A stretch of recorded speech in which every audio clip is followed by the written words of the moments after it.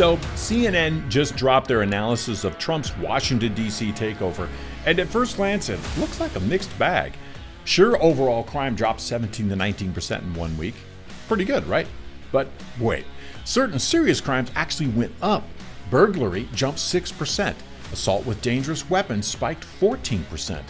Your typical CNN pundit would say, "See, it's not working. Crime is getting worse."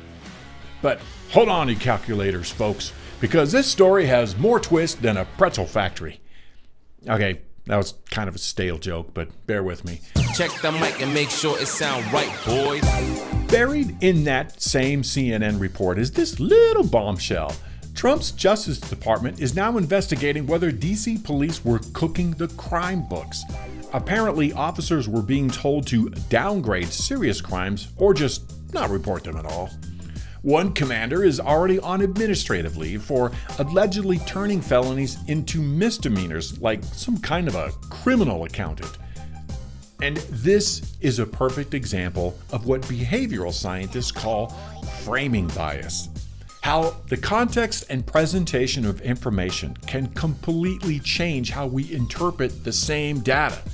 The same crime statistics can tell totally different stories depending on what additional context gets included or left out. And it perfectly explains why Fox News can cover the same story as CNN, but the takeaway is exactly the opposite. What? I am error. I am error. I am error. So how do we know what to believe then? Well, to quote my Bible school professor, all meaning is context dependent. The numbers don't lie unless they've been manipulated, but they don't tell the whole story either. And that's where the context of this story gets interesting. If cops are suddenly being told to do their jobs with integrity, you know, that crazy idea of reporting crimes accurately, then of course some categories are going to spike. Those aren't new crimes. Those are crimes that were always happening, but getting swept under the statistical crime rug. So let's recap. Remove 300 people without legal status from the streets. That's a 10-fold increase in immigration arrest.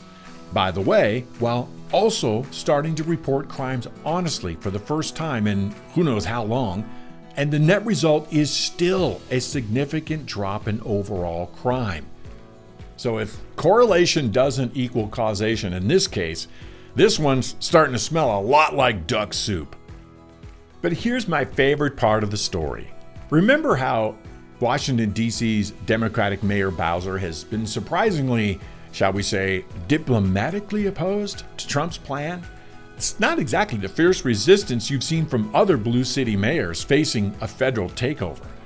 Well, if the police department was indeed cooking the books under her watch, then Mayor Bowser wasn't just aware of the recipe, she was the Gordon Ramsay of crime statistics. What is that?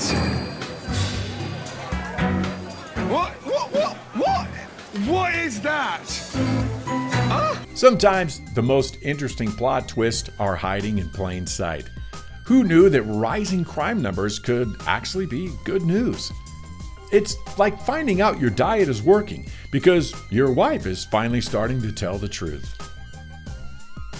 I'm Brian Tuttermore with today's Faith Check News. Remember, think right to live free. This is an apple, and this is a distraction. But it will never change the fact that this is an apple.